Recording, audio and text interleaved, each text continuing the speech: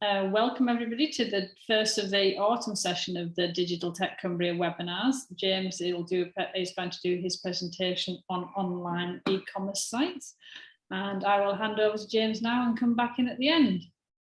Thank you. Okay, well, good morning and welcome to this intro to selling online.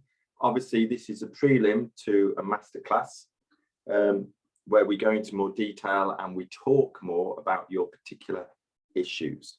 Obviously, there's only 4 of us here. If you want to talk to me, it's perfectly fine. If you want to have your video on, that's also quite helpful for me as well. So as we go through, please do ask questions, unmute your mic, ask it open or type it into the chat, and that's perfectly fine. Thank you, Mary. Okay, it's good to see a face on the screen instead of just a name. So an introduction to e-commerce. Now, I don't know where all of you are as of yet. Have you started e-commerce websites, or you're in the process of getting started? I've got my own website, but just with bookings, online bookings that I built myself, but I'm changing what I do because I'm a virtual assistant at the minute. I'm changing what I do to selling more sort of online training and coaching. So that's why I'm going to be moving over to an e-commerce website. Okay. And I know is it Cumbria Crystal? Who's this? Oh no, I'm Bite Size Admin. Oh, I know you're Bite Size. Oh, sorry. No, I think Crystal is, she's not Cumbria Crystal. Okay, all right, okay, that's fine. It's not somebody I spoke to already. Okay, so e-commerce, selling online, transacting online. So we take e-commerce, a lot of us think about when we're talking about e-commerce, we are talking in relation to the selling of products or services. But in the larger scheme of things, it's about taking money and transacting. So if we do taking somebody's payment electronically for a service that's been delivered, that might have been face-to-face. Okay, so it's the transfer of money and the data to execute this. Now, in the marketplace, the UK is the 3rd largest e-commerce market in the globe, in the world. We only sit behind Russia and America and China. So we are quite established here. We are quite forward thinking, and probably with the last 18 months that we've all gone through, we've seen an enormous big push and drive to being able to promote ourselves and sell our products and services through an e-business channel, so through the internet. There's been a 34.7% increase in people moving towards online selling. 141.3 billion pounds worth of spend just in the UK market. So, you know, it's growing, it's here, it's something that's going to stay. Where are we seeing the areas typically? Okay, clothes, deliveries, restaurants. Now, restaurants and deliveries, we can understand why there's been an enormous increase in that area. Sporting goods, last year, sporting goods saw an enormous increase in how much was purchased through the online channel. Obviously, this is very much consumer-based products. But we're also seeing the service side as well, as businesses try to see how can I better exploit the use of technology to help us move forward. Now, in order to make a good e-commerce website, or I would say in order to do anything digitally, we need to know the objectives as to why we are doing this. So in the masterclass, we'll spend some time digging more deep into this as to why exactly as an organization are you looking at moving some of your sales to an online channel? Why are you looking at putting e-commerce in place? Because if we can understand the objective behind this, it means we've now got something that we can actually see, did we meet what it was we set out to do. You know, just selling my products online, yes, that is an objective, but what do you want to see? How much of your sales do you want to see through the online channel? So we start thinking more about metrics, because that helps us understand what it is we're trying to deliver. So we have two areas. So Marie, you are clearly thinking more of a service side, and then we have the people who particularly they're selling a product. Okay, now from my perspective, these two areas, it's the same principles we use for both. The value of sale might be different, the time of sale might be different, the route in how we engage with the customer and we bring them forward may change, but at the end of the day, we still have to sell something, a product or a service to the customer. And if we look at these, you know, at the end of the day, if it's a product, it's tangible, we can touch it. It has a specification, it has a color, it has a size. It has attributes, it has features, it comes with a warranty. We can promote it, buy one, get one free. We can have offline stores that we drive to, and typically we're going across the internet, and the person who we engage with is a salesperson. When we move into service, we're selling something that you can't actually touch. It's something you receive that then improves what you're doing. We sell those based on reputation. So building your profile, building your presence, using other channels to support what you're doing. Credibility sells. So, you know, you're a virtual assistant, you're looking at getting into coaching and some online training. Let me just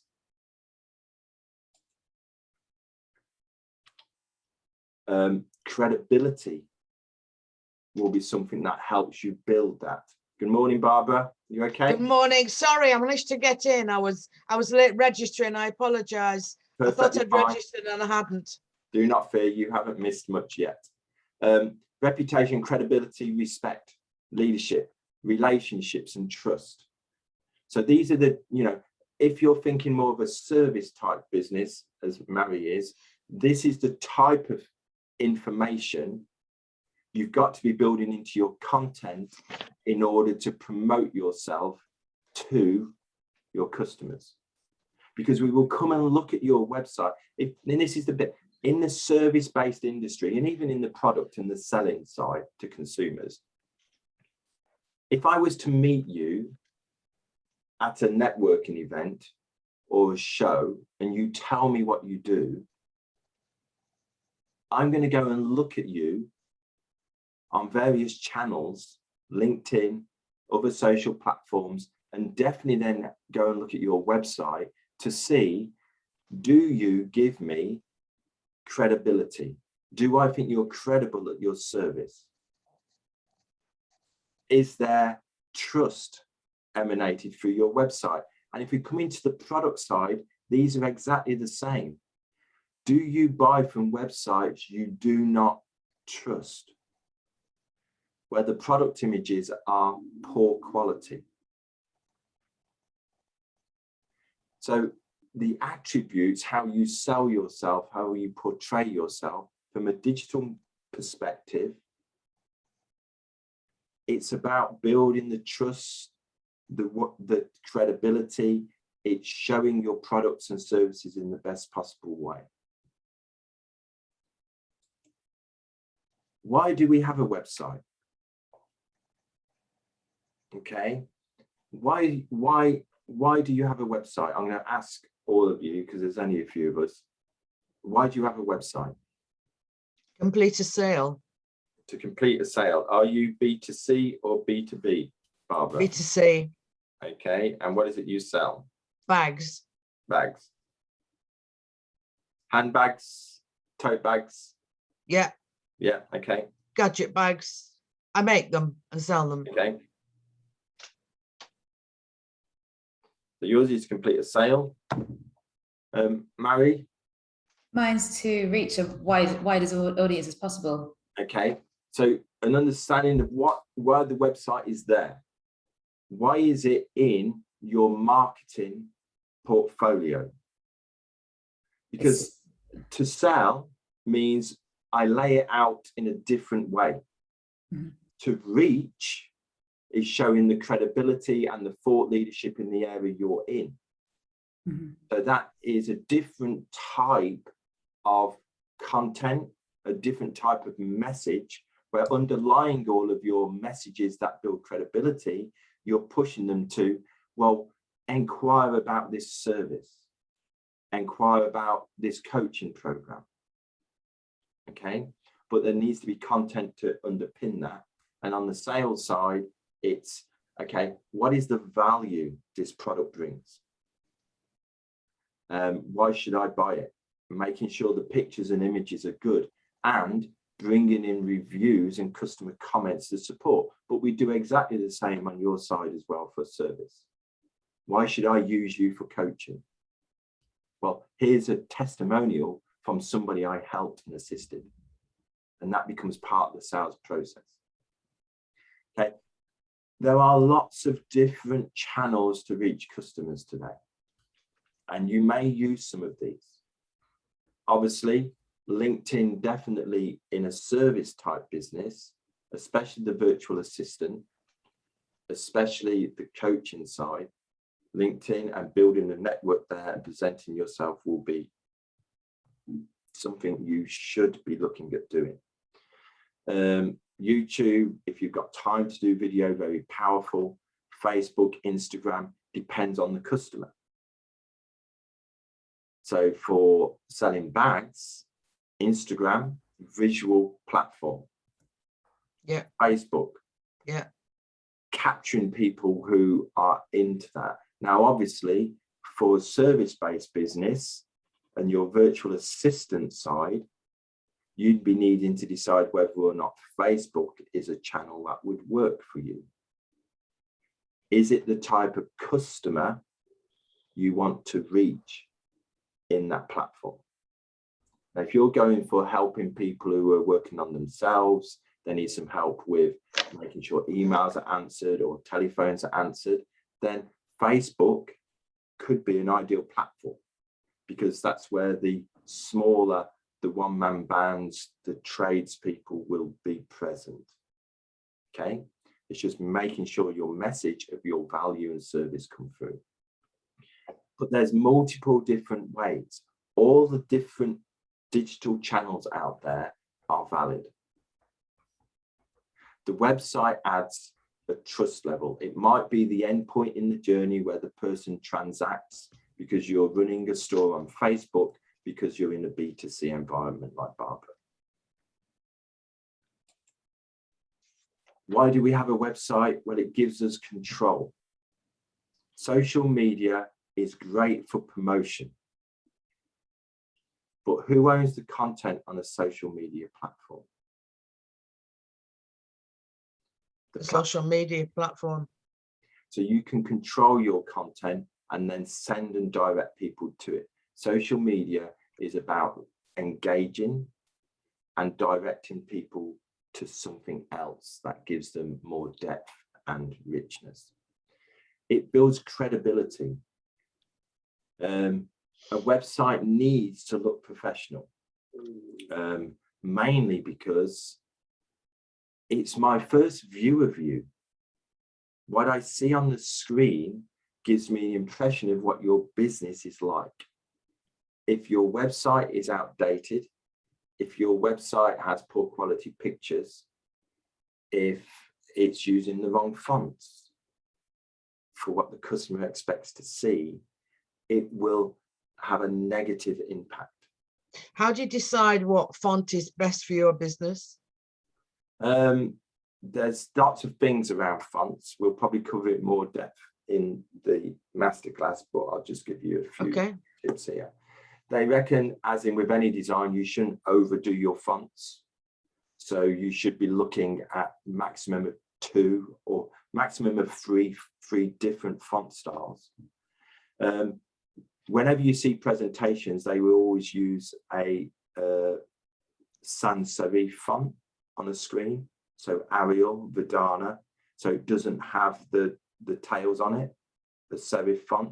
So Times New Roman, which typically is a newspaper font, much easier to read on paper than it is on a screen. Yeah, I never thought about that.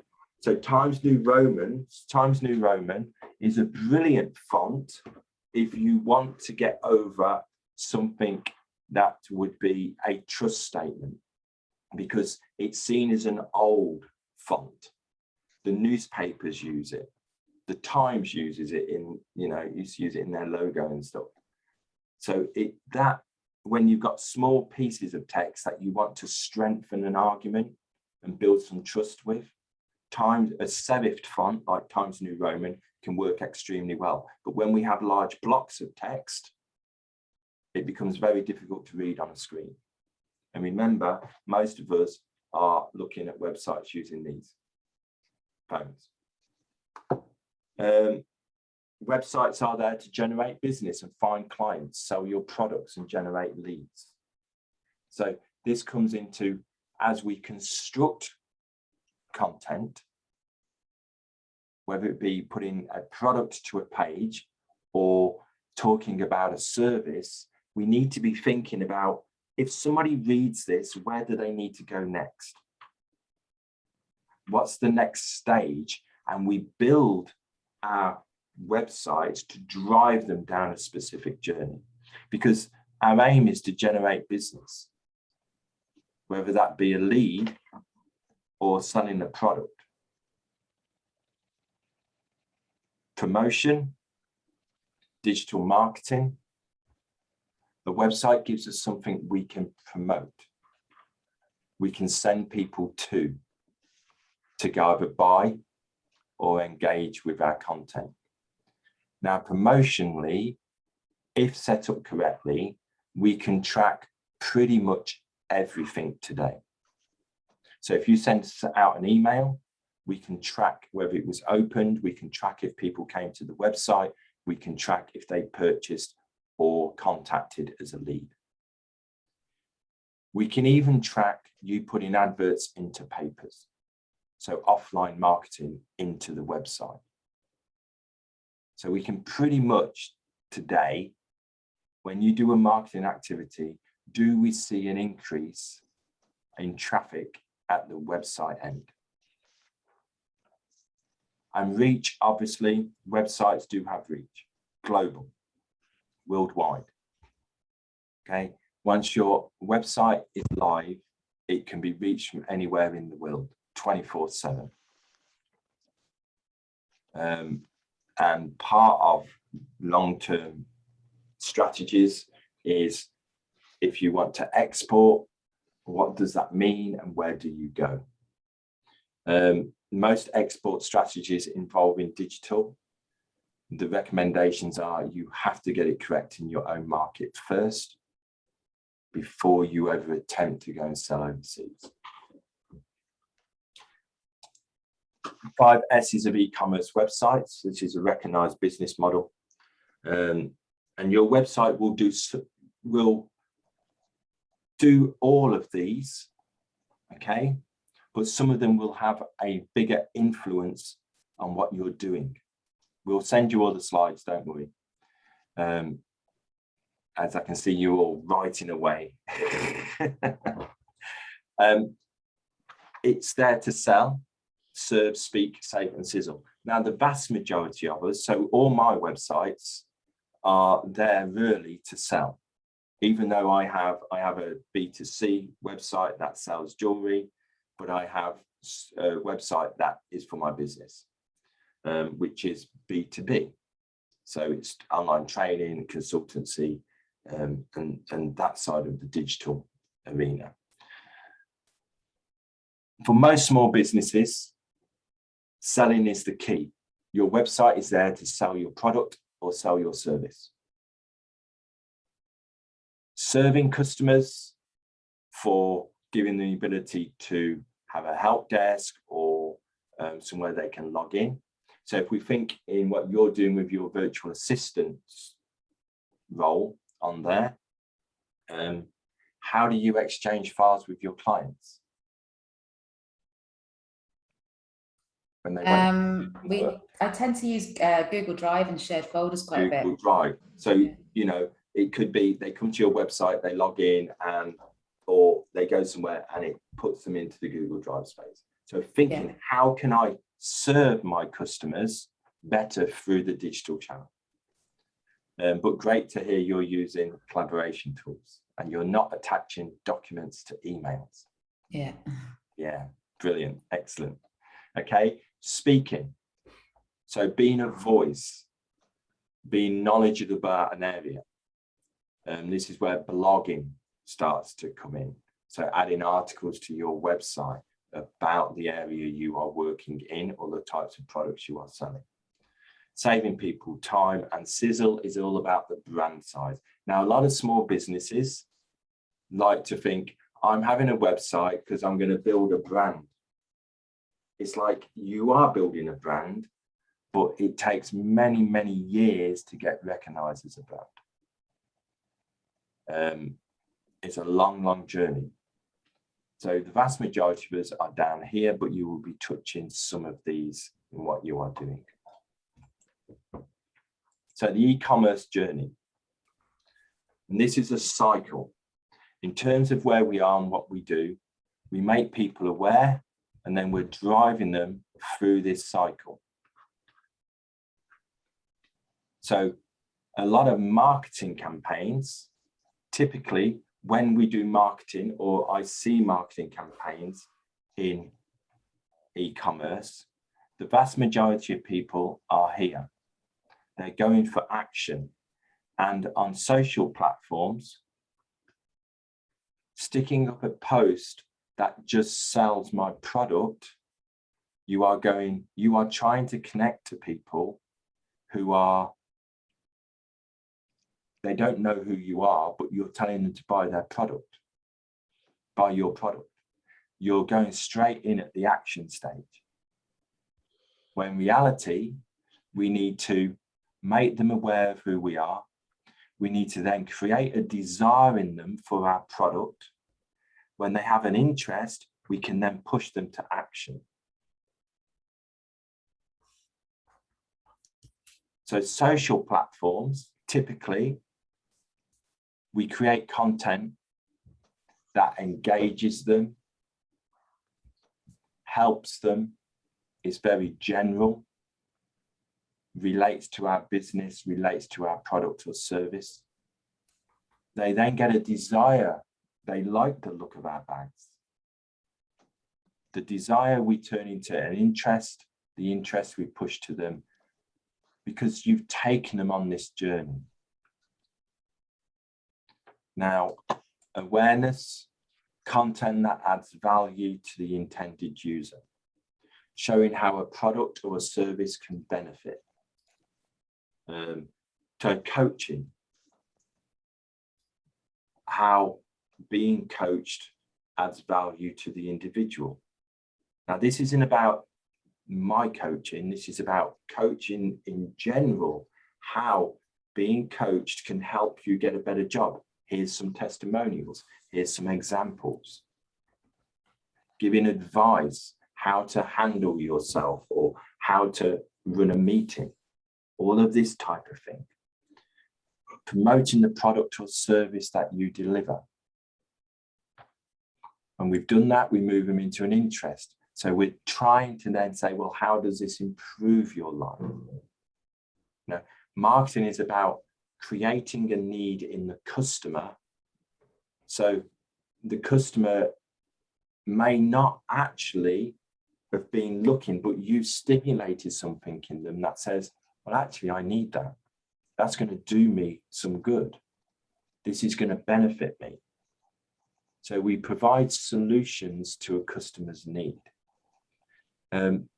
These are the start points to putting together an e-commerce website or any digital marketing campaign. Okay. And a lot of this, when we talk about, you will have heard of the word content marketing. when we do content marketing, we're writing content to answer this. So people have an issue, they go and search for it, and you create content to answer their problem. And then the customer's deciding how much more they take in the journey. Interest. Okay, this is why are you better than somebody else? Because there's lots of bags on the market. There's lots of coaches and virtual assistants on the market. Why are you better? Because if you can't sell your value of what you bring, you're just in with everybody else. How are you different to all the others? What is it you bring? Do you have a different charge model? Do you charge differently, or are you exactly the same price as everybody else, delivering exactly the same service? You've got to find some way of bringing in the differentiation. The same with your bags, Barbara. Oh yeah, I do. Yeah. Yeah, I use Linton Tweed and I use Harris Tweed. Yeah. And I'm passionate about quality. Yeah, which needs to come across in what you're showing to people. Yeah. Okay, because customers do their research. Okay, now it's quite, we have fast moving products, we have slow moving products, we have services which are low cost, services which are high cost. People do their research. People are looking at what you are writing and what you are showing to decide, do I pay more for this? Whereas I can get it less there. But like you just said, Barbara, it's not Harris Tweed, it's not quality, it's not the quality. And that has to come over in what you show and what you say. Okay. And showing the difference can be quite useful. When we get into desire, you've got to have content and information that pushes them over the edge. You've got to have proof. So this is where reviews and testimonials play an enormous part as your e-commerce strategy. If you can get, so Barbara, in your case, okay, if you can get customers to share pictures to your social channels. Yeah. If you can get them to create a video and share to your social channels. Yeah. You can then ask if you can use it in your marketing of your website. Yeah. Absolutely brilliant. And the same goes for you. I'm trying to do that at the minute. I'm working on that. Yeah. Yeah. Because your customers will be what sells your product and service to somebody else who's thinking, do I use this person or that person? And if definitely on the coaching and the VA side, a video testimonial from a client would be absolutely brilliant, because it's not, okay, I'm reading in text. Okay, is this what the person said? Yeah. Whereas they say, okay, yeah, we use blah, blah, blah. There's a great service, this, that, and the other. We'd highly recommend that. It's something else that just may be the difference, because somebody may just, one of their friends, you share it to LinkedIn or you share it, you tag them in, tag them in, one of their friends sees it and they go, okay, my mate uses them, I'll give him a call, I'll see, blah, blah, blah, and then that's a potential lead. Yeah. Extremely powerful. Yeah, well, I'm actually in the process of testing out, well, not testing out, but yeah, going through the whole coaching program with a few of my clients, and then I'm going to get them, they're going to do a video testimonial at the end, so I can use that before I even launch it, which, well, I'll have that ready for when I launch it properly. Sort of thing. The thing I'm going to say on video is this. Okay. If you're going to do a video, make sure you know what you want them to, what you want them to answer questions against. Okay. Yeah. So discuss it with them first. Anything you can script or get them to write down. So when they're talking to a camera, it's not like they're reading it. There's some really good apps for teleprompter apps for phones. I use one when I do my videos, where I type it, put it on the phone, and then I record it straight to the phone. And think about your settings, where they are, what's around, because then if you're going to use it to show your quality of service and professionalism, people will look at the quality of the video and go, okay, then it can put them off. We've all seen videos and calls with unmade beds in the back, haven't we? Yeah. I just use a backdrop. This isn't my house. You get to see behind the screen.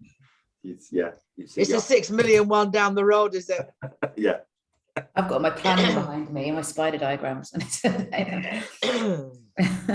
You're planning for your business. Brilliant. Yeah. And then action is making it easy for people. So in the e-commerce world, this is how easy is it to purchase or submit a lead.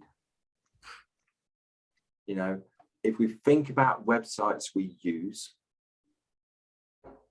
why do we use them? Because the website is simple, it's easy. The checkout, the after service, the logging into your account, all of that is straightforward and simple. If we make it too complicated, people lose the desire to carry on. Now, when we've got them at the point of taking action, we need to make sure they take action. Because if we take a simple checkout, for instance, Barbara, guest checkout. Do you have guest checkout on your website? I don't know. My whole website's been redone at the minute. Okay. And I'm talking to Martin Kissick. He's helping me. You don't have to register with an email address to be able to use my website. Brilliant. Because guest checkout on an e-commerce website, personal view is I would always do guest checkout. And that's just me. If I have to create an account and register and think of a password and do all of this. Oh yeah, annoying. That slows me down. Yeah. Okay. So little things like that, they're hidden. They're things we put in to make the process easier. Forms. So let's take, if it's a coaching inquiry, they've come in, they've seen your service, you've got a nice, do you want to buy 6 sessions, or do you want to taste a session? They're going to fill a form in. What do you put on the form? Because if you put too much on the form, you're now going to put me off. Yeah. Okay, so it's thinking, what do you actually as a base need to get from that person in order to not stop them taking action? Okay. And the return side is, how do I get them back over and over and over again? In an e-commerce website selling a product, that's how do I let them know we've got a new range? How do I let them know we've got an updated version of that product? I've got them as a coaching client and I've been through one series with them. How do I bring them back for repeated catch-ups? Okay, how can I maximize? Or they're a VA client who've just got this one service from us, that's all we've ever delivered for them. How do I make them aware of what else we can do to take more of the pressure off them with their admin and organizational aspects? We had a client years and years ago, and we were talking with them. They were printers, and we suggested going out to their current client base and just having a conversation and saying, how are you doing? How's business? Blah, blah, blah. How have things been? Now, this fits quite well as we're all coming out of lockdown and businesses are starting to move again. So it's a great way of reconnecting with customers who may have gone slightly quiet, but you're just phoning to recreate that connection. You're not phoning them to sell them something. And they did this, and they were talking to a client they'd had for like 20 years, and they printed books for them. And they went, well, what do you believe we do for you? And he said, well, you print these books. And they went, well, actually, you're the only customer we print them for now. But because we've been doing it for like 20 years for you, we still print them for you because you're a long-serving customer. And oh, okay. Well, what do you now do? And they went into the other services they delivered, and the customer went, well, actually, I need that, and that, but I didn't know you did it because you didn't tell me. Yeah. Okay. So, you know, getting customers to return, you know, I don't know if you use a customer relationship management tool and all of this type of stuff, but one of the things they say there, it's easier to sell to somebody you've already got as a customer. Yeah. It will cost you less than going out and finding new ones. But in business terms, we are all focused on finding new customers and selling to them, and we neglect the old ones. This is why when our car insurance comes up and our mobile phones come up, we're very eager to move to somebody else because the new customers get a better rate than we do, because they just want to continually find new ones and not service the old ones. Okay, so making e-commerce work is a lot of thinking beforehand. Customers. Who is the customer? Who is your service aimed at, or your product aimed at? Because this means when you get into using marketing, you are creating a message that matches a customer. Your website should speak to your main customer group. Okay, so if we think about, we'll take Barbara as an example here. If we think about, say, handbags, okay, I am not Barbara's customer. But I make earbud bags for gentlemen. Okay. Yeah. But that's one small part. Yeah, absolutely. Okay. Whereas the other side of your business, probably you sell way more of the female orientated products than you do your earbags for. Yes, I do. So the website would be constructed for the customer who is your main customer. Yeah. You may have a marketing campaign purely for the earbags. Yeah, I'm just working on that right now. And where that lands in your website, yeah, you may change some of the appeal and the look so it focuses on the male customer. Yeah. Because your message will be sent to the male audience. Yeah, I was amazed at my Facebook when it gives you all the stats, how many men were looking at my Facebook page. Yeah. I was amazed. That's why I've, well, I'd done the earbud bags anyway, but I'm trying to work on messages for gentlemen as well. Yeah. And this, you know, at the end of the day, websites can't target everybody. It's impossible. Even websites like Google, there's lots of people who will not use Google because they're so big, they're in control, and they have this anti-Google stance. So you've got to know who the customer is, because once you know who they are, that's where you start creating look and feel. The customer determines the colors you use, determines the type of images you use. So if I'm going to market a service, if I was marketing bags to 18 to 24-year-old females, the imagery I would use would be different for marketing it to a 50 to 65-year-old. Yeah. Okay. Yeah, my customers tend to be 20 to 30 up. Yeah. Yeah. So, and these are key parts. This now starts to filter across what the website looks like, what the messages I'm putting outside on social media or email marketing, and I'm driving customers in. Who they are, what they look like, B2B and B2C. So profiles that are business focused. We go into more detail on that in the masterclass. Empathy maps is something we use. What do they hear? Okay, what are their friends, family, influencers saying? What do they think, feel, see, say, do? What are their pains and what are their gains? So in other words, what are their frustrations? What are their frustrations in coaching? What are businesses' frustrations around where the virtual assistant fits? How can you help them fix the pains and frustrations? What's happening around bags? Why are people frustrated? What are the obstacles they face in finding the right bag? Yeah, well, one of the things I do is I put the pocket right at the top of the tote bag on the inside, so people can soon get their phone or keys. Yeah, because if it's right down the bottom, yeah, internal pocket fixes a pain. Yeah. Okay, so these are the type of things, and you use those to promote and push. Yeah.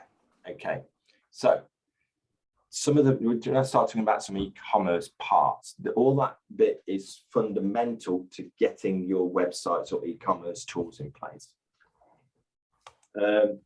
Requirements. Okay, we need to know what the customer expects, because it's all about customer experience. If they can't do something and they can on somebody else's website, chances are they will use somebody else's website.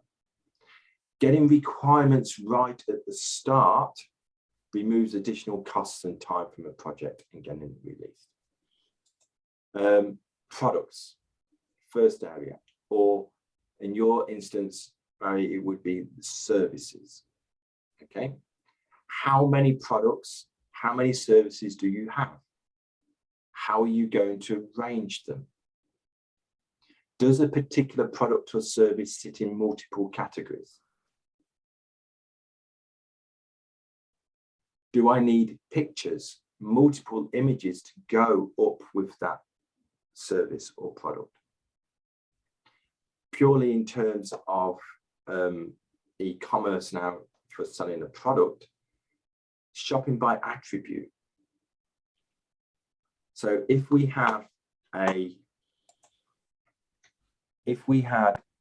let's say, for instance, we sold square pieces of paper. Now, this might be a red one, blue, yellow, green. Okay, 4 products. That's all we have, 4 products, different colors. And then we have small, medium, and large. And we have 3 different sizes of each one. So we have 1, 2, 3, 4, and then we have 3 versions. So we have 12 products in total. That's all we have. We have 2 choices here. We can list them as 4 products, colors, and have the size as an attribute, or we can list them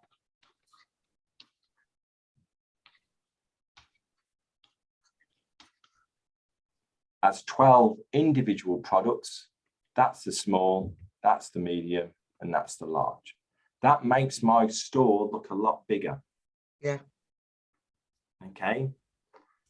But in terms of expansion, so we need something where we can change and be flexible as the business grows. Okay. So when we start putting together websites, we need to be, so I've seen service business websites where the person's wanted to add something and the developer said, well, you can't because we've only got 5 pages. But they're using a tool called WordPress. Yeah, I use where, Wix. So. It's like, well, actually, I can add another page because you just need to give me admin ability in order to go new page, and I'm going to add a new menu item that gives it me on the website. Because the tool set they've built the website in gives them the flexibility to do whatever they want. It's just the developer hasn't enabled it. Mm-hmm. Okay, so having an understanding exactly how you want the website to work before you start, that means you give them, well, I've got, initially, I haven't got the content to talk about in depth all of these services. So I only want one page, but as I grow, I want to start expanding that out. So each service has its own page for SEO purposes and better focus and better targeting for search engines. So it's having an idea of what you want and giving them a plan. Customers, okay, so definitely B2C, report on purchases. What did I order last time? Multiple shipping, order tracking, order history, guest checkout. Payments, if you're going to take money, what methods do you want to take money? So this now, if I see that on a website, I will always choose to pay by PayPal. Oh, good. That's what I use. Okay, because most of us, vast majority, have PayPal and we trust it. Obviously, we're seeing Stripe, Apple Pay, Amazon. People see Amazon as a checkout. If they're a regular Amazon user, on your website, you can embed Amazon checkout today. Buy on account in a B2B type environment. I don't want to pay for it. I want you to invoice me. Do we offering free products with purchase? Buy this, get this free. Offers, discounts, installments, bundles. Bundling things together. All of these are requirements. And definitely on an e-commerce website, if you don't think about this, it becomes, you'll be in that, well, yeah, we can add that in, but it's going to cost more money. It's going to cost more than what we'd agreed on. And this is the key to it. You need to find yourself a good developer unless you are going to do it yourself. Tell me about that. I'm doing it myself, so. Good developers, they will pick up on this type of stuff and go, well, have you thought about your products and using attributes? Have you thought about the payment methods? I think you should add this one and you should give them an alternative. Are you going to have guest checkout and all of these? So good developers should be picking up all of this. If you're shipping product out, Barbara, are you doing weight or cost based? I'm doing weight at the minute. I'm just going to check something this morning, actually. One of the difficulties I've got, and I have to talk to Martin Kissick about this. I've got, oh, by the way, there's 21 items on my list to talk to Martin Kissick about. Good. It's just Andrew has just rescued me from a horrendous website experience, so I'm eternally grateful to him. Yeah. But one of the things I've got to work out is I do ship to the USA. I've had quite a few orders for there. And how do you deal with multiple orders all in one box with different weights? And I'm not terribly sure how to deal with that yet. The system should be adding up the weights of all the individual products and giving you an overall weight for the package in itself. Should it? Right. Okay. It should be. So the system should be going, all of these items, that's the weight, this is the shipping cost. Right. So yeah, but free shipping, does it fit in there? And lots of other website requirements in B2C, gift certificates, newsletters, reviews, upsell, cross-sell, product bundles. These are all things you need to think about before. Now, in terms of a B2B type website, Marie, I would be inclined to think you need to think about the requirements you need. So lead generation forms, details on services, what do I want to list, how do I want it to lay out on the page? Because that then comes down to template design. that the site is flexible for you to be able to build a page that you believe sells your service better. And on it, the ability to either fill in a form or click to fill in a form. And when I go to that form, it knows the service, that page I was on before, that passes it in. So you're not contacting somebody out of the blue, or what were they interested in? Yeah. So you're constructing a journey. We've got a few minutes left because Janet's reappeared. Okay. Now you're using a website builder, Wix, yes, Marie? Yeah. Okay. Yeah. I also use Shopify for other clients as well, but mainly Wix for my stuff. So easy website builders are the simplest way. I definitely recommend them to start. Shopify for e-commerce is extremely good out of the box. I use Shopify, I use WordPress and WooCommerce.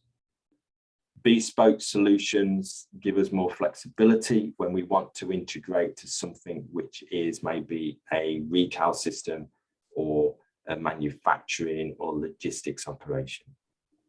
But the vast majority of people will start in the middle here. The one to think about is marketplace.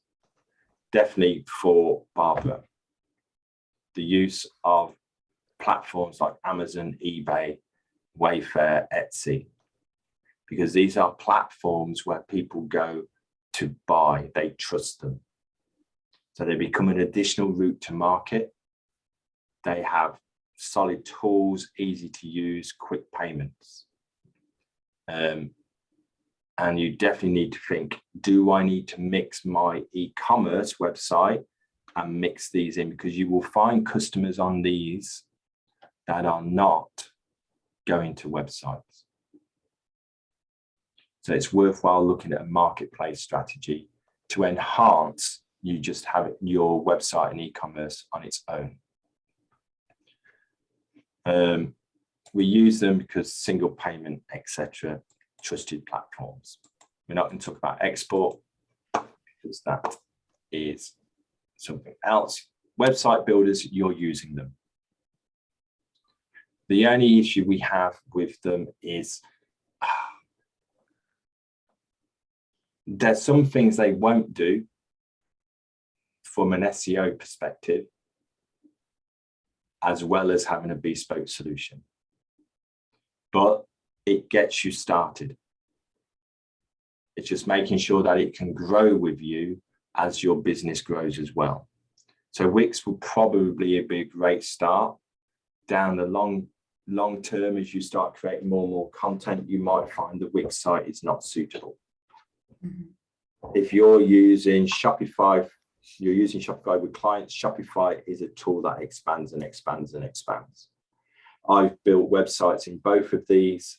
The quickest website to get live was definitely Shopify.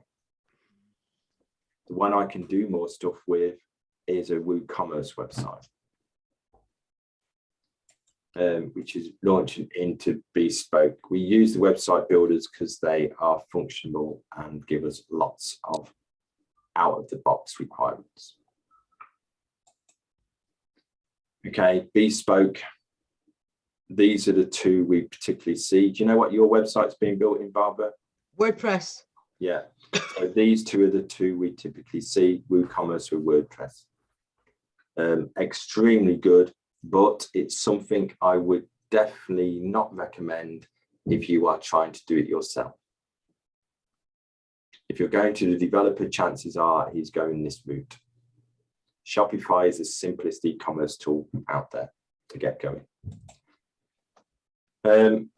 Things to note with e-commerce, pull it out here, is at the end of the day, there's more than just putting your service online or your product online. You've got to understand all the costs of selling. So how do we distribute? Sales margins. You know, I'm in a B2B service delivery channel. And it might be great. I sell somebody inquires about a workshop, my workshop price has to factor in all of the additional costs for me spending time to change the slides to fit the company and all of that. There's additional cost to selling anything today. So your sales margins and your profit, because especially if we start paying to drive traffic, we can soon eat up any sales margin, any profit we have, because the cost of getting the traffic to the website. And on small startup businesses, typically today, you need to be spending some money to drive traffic. And we look at the different ways of sending traffic to websites in the masterclass. Marketplaces charge anything you take on a card payment online, they charge. So it's all added costs that you have to take into account when you're trying to sell a product or service. Okay, our time is done. Is that correct, Janet? It is correct, yes. Yeah, Okay. I'll bring in the background. Promotion and marketing, it's a big area. Okay, I'll just give you this as some slides that follow this, but I'll just do this is the last part. Is promotion and marketing. How you're going to promote depends on who your customer is. So if I'm going to go to businesses, I'm probably going down content strategy and linking it to social platforms such as definitely LinkedIn, and possibly with the type of businesses you're looking at with your coaching and your virtual assistant, some Facebook advertising would probably work, or some Facebook social advertising would work. In Barbara's case, we're probably looking at Google Shopping. We're probably looking at Facebook and Instagram advertising, pushing it that way. So, you know, all of these, if you launch into them without having knowledge, can be costly. The things Apple have recently done to iPhones and Apple's update to the latest version of the operating system has made a major change to how we advertise on Facebook and Instagram. We've lost all of the targeting because the vast majority of us say, do not track me for marketing purposes, which means we don't have the focused information we needed in order to push out our message. So we have to be more general, and we have to create audiences and people based off actions at a website. So, you know, the whole area of marketing is changing, definitely in the paid environment. But promotion and marketing is a key part to you making your e-commerce website, whether it be lead generation or selling a product service direct from the website, or selling your product to a consumer, has to be in place.